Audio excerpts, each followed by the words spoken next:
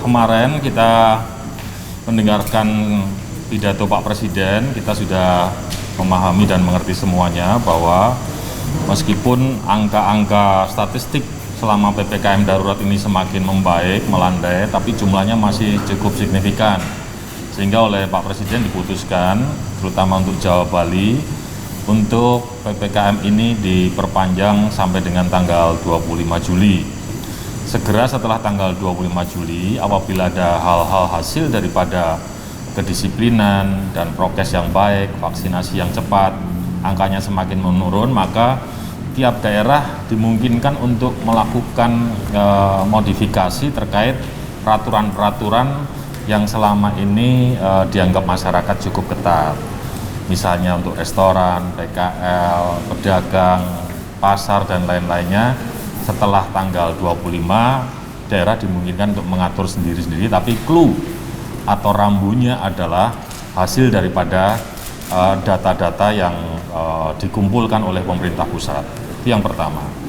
Kemudian tadi pagi rapat dengan Menko Maritim dan Investasi Pak Luhut juga disampaikan bahwa kebijakan ini meskipun sulit ya, karena kondisinya memang sulit buat semuanya termasuk buat kita, tapi memang terpaksa harus dilakukan supaya angkanya semakin turun.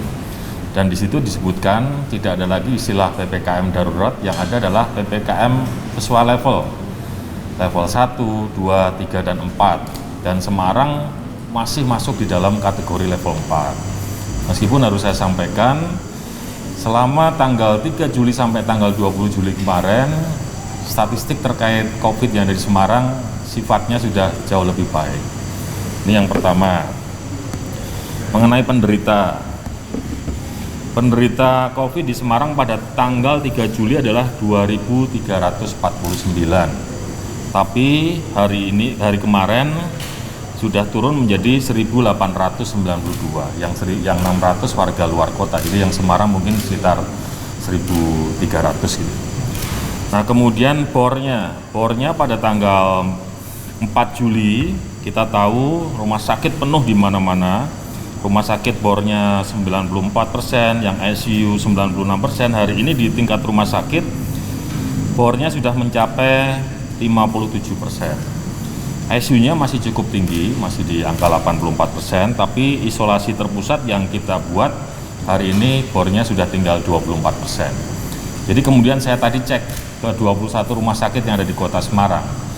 Ada 3 yang hari ini posisinya masih penuh, yaitu di Rumah Sakit Permata Medika, Rumah Sakit Telogorjo, dan Rumah Sakit Pantiwiloso. Yang lainnya alhamdulillah mereka sudah mulai mempunyai cadangan kamar, meskipun beberapa ICU-nya juga masih penuh.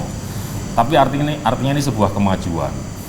Kita tahu 2-3 minggu kemarin posisi rumah sakit ini antriannya sampai di IGD. 20 pasien, 30 pasien, 40 pasien ada di IGD. Hari ini rata-rata IGD-nya clear, nggak ada tumpukan pasien.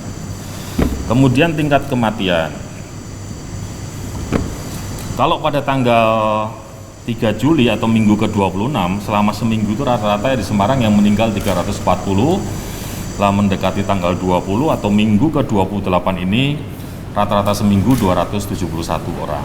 Turun, tapi toh meskipun begitu, secara prosentase, angka kematian di Semarang masih 6,2%, turun dari 6,4% pada tanggal 3 Juli. Jadi ini menurut catatan teman-teman di pusat masih, terutama Pak Menteri Kesehatan, masih di atas rata-rata nasional. Karena angka kematian maksimalnya 5%, kita masih 6,2%. Ini mungkin yang menyebabkan Semarang masuk di level 4. Ya, Bansos, sambil menunggu bantuan dari Kementerian Pusat, kita kemarin sudah sempat meluncurkan 96.000 paket bantuan sosial berupa sembako. Dan kabar baiknya, PT Pos kemarin sudah mengabarkan bahwa BST untuk 113.000 KK di Kota Semarang anggarannya sudah turun di Semarang. Maka setelah ini saya akan ketemu PT Pos untuk berbicara teknis pendistribusiannya. Kalau bicara situasinya lagi begini, yang paling aman ya door to door.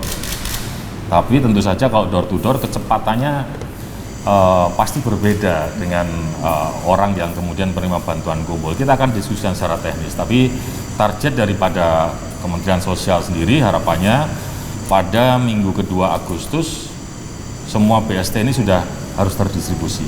Kita masih punya waktu 3 minggu, kita akan diskusikan cara yang paling tepat, yang paling tertib, tidak sampai kerumunan dan tidak menimbulkan klaster baru. Catatan dari teman-teman hari ini sudah tinggal 500, jadi menurun jauh dari catatan awal yang sampai 4.000-an. Kita sudah tinggal 500. Ini semuanya juga karena dukungan semua pihak, baik TNI, Polri, teman-teman yang ada di wilayah-wilayah dengan lumbung kelurahan, dengan Jogotongo. Jadi semuanya mengeroyok, menginformasikan.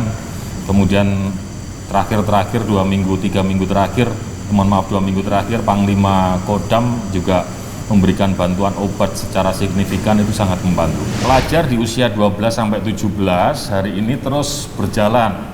Kemarin ada di SMA 3, SMA 1, SMP 3 yang melibatkan SMP 2, SMP 15, 32, tadi pagi di SMP 1 dan SMP sekitar SMP 1. Jadi saya minta para orang tua bersabar, terutama untuk yang anak-anaknya lagi sekolah. Pasti ini tahapannya akan kita gulirkan terus, tapi basicnya adalah per sekolah.